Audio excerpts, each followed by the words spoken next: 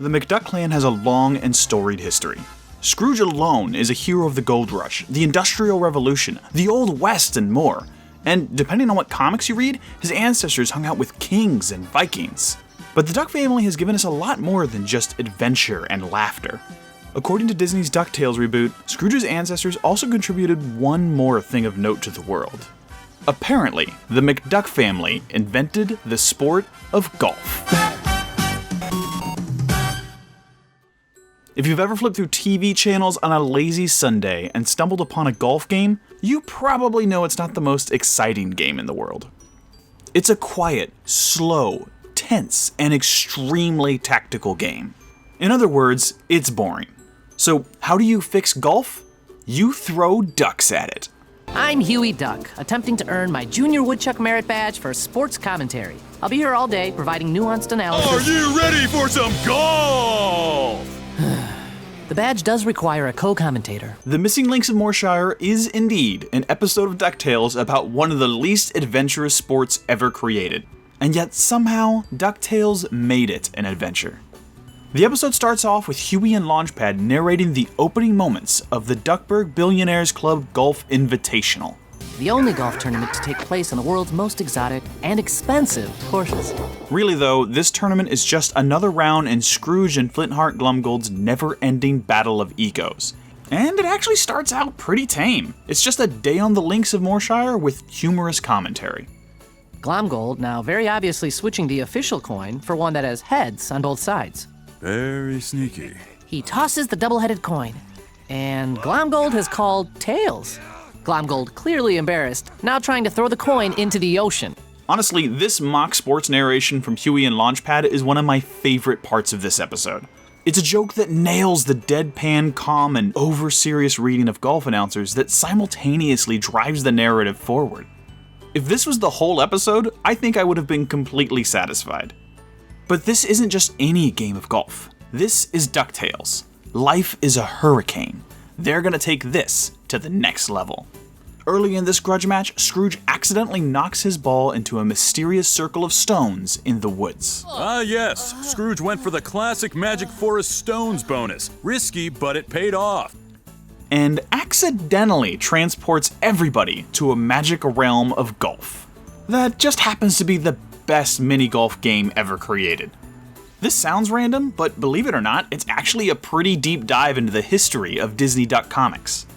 At the start of the episode, Scrooge drops this bit of knowledge. Your ancestor, Black Donald Mcduck, actually invented the sport. Of course, he lost so badly that the ensuing temper tantrums caused King James to ban golf across all of Scotland.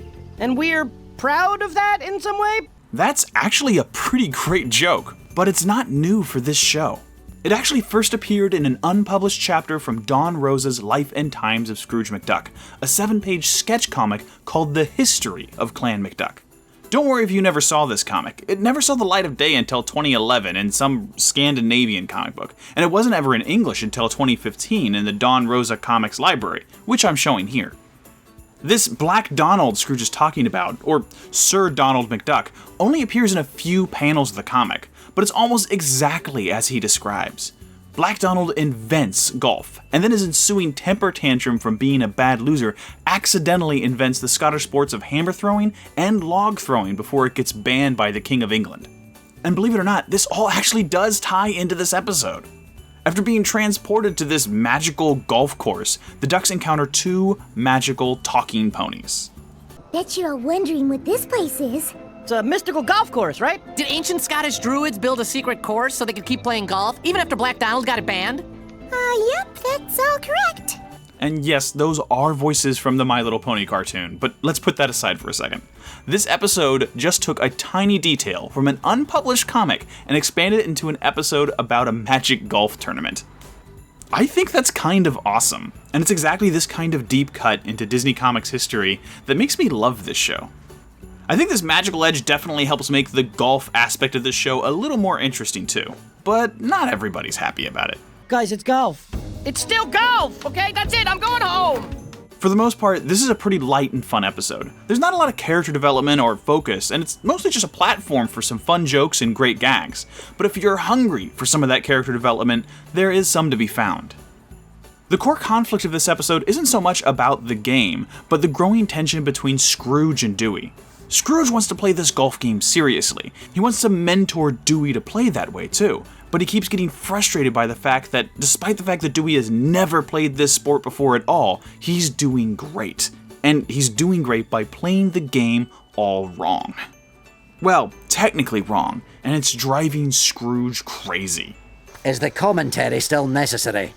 It helps me feel in control during a frankly insane situation. I like talking this way because it makes everything sound important. Baloney, trampoline.